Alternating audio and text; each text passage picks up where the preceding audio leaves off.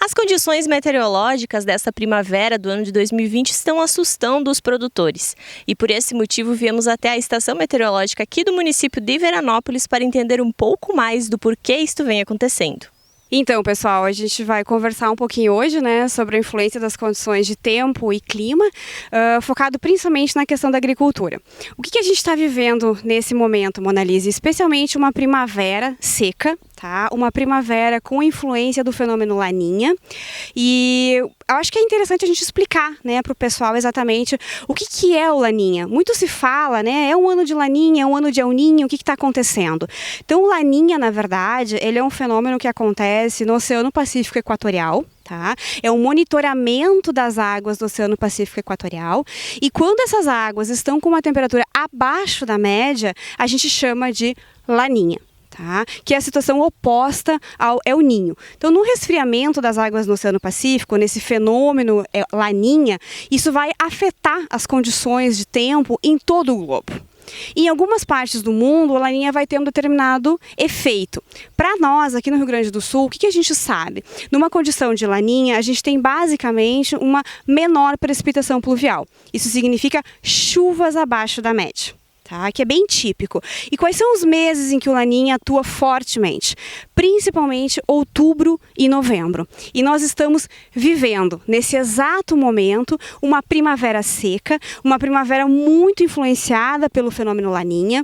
Nós tivemos em outubro um valor muito baixo de precipitação pluvial. Para que vocês tenham uma ideia, aqui na estação meteorológica de Veranópolis, nós registramos apenas 45 milímetros de chuva em outubro, o que é um valor muito baixo.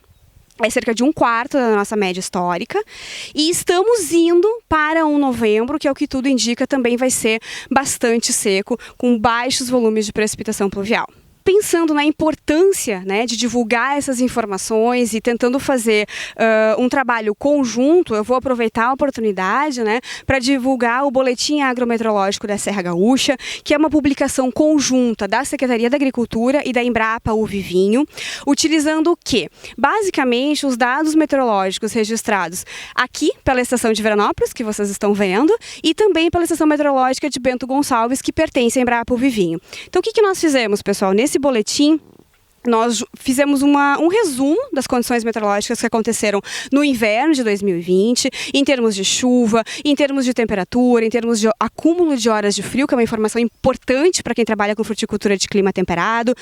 E aí, diante do prognóstico dessa primavera mais seca, de uma primavera com a atuação do fenômeno Laninha, foram feitas algumas recomendações, por ambas as equipes, tanto da Secretaria quanto da Embrapa Uva e Vinho, recomendações para vinhedos e também para pomares. Algumas indicações sobre como trabalhar com essas culturas diante desse prognóstico de outubro, novembro e dezembro, principalmente, pessoal, novembro, um mês bastante crítico para redução de chuvas, e como que o produtor pode fazer algumas ações de manejo para minimizar essa primavera com chuvas abaixo da média que a gente está tendo e está sendo bem característica.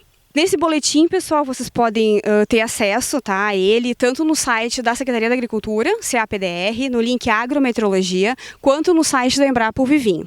Ele fica disponível de forma gratuita no site de ambas as instituições, justamente para a gente ter, facilitar a divulgação e ser de fácil acesso para todo mundo.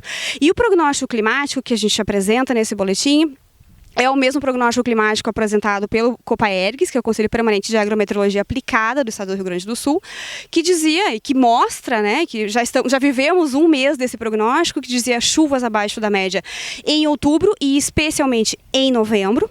E ao que tudo indica, o prognóstico também mostra já para dezembro chuvas um pouco mais próximas da média, tá? Mas próximas da média, não significa que a gente vai ter um excesso de chuva, não é isso, um valor um pouco mais próximo da média, mas ainda com dias bastante quentes, com dias com temperaturas máximas do ar bastante elevadas, o que faz com que a gente tenha que se preocupar, porque a planta pode haver ainda uma perda muito grande, em função dessas temperaturas mais altas, uma perda de água pela planta através da evapotranspiração.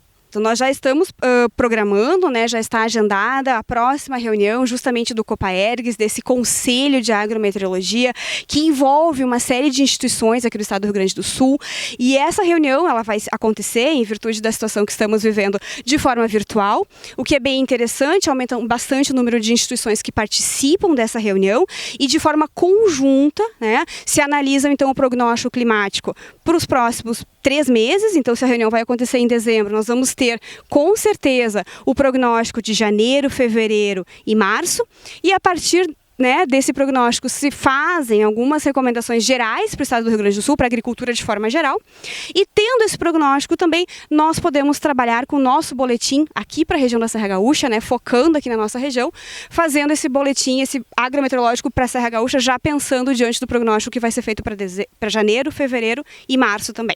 Eu acredito que as pessoas têm, vou aproveitar, repito, essa oportunidade para fazer essa divulgação, especialmente para que o pessoal leia. É um boletim muito simples, muito fácil de ser lido, que faz um resumo das informações, coloca ali os valores que caracterizaram o nosso inverno de 2020, faz um resumo dessas condições e principalmente, pessoal, tem recomendações muito importantes, tanto para pomares, para vinhedos, mas pode ser lido por todos os produtores, tem informações super legais, algumas indicações sobre a importância da manutenção da cobertura do solo, para quem tem sistemas de irrigação, a importância de a gente ter um planejamento correto dessa irrigação, tanto em termos de dose, quanto na época certa de se aplicar.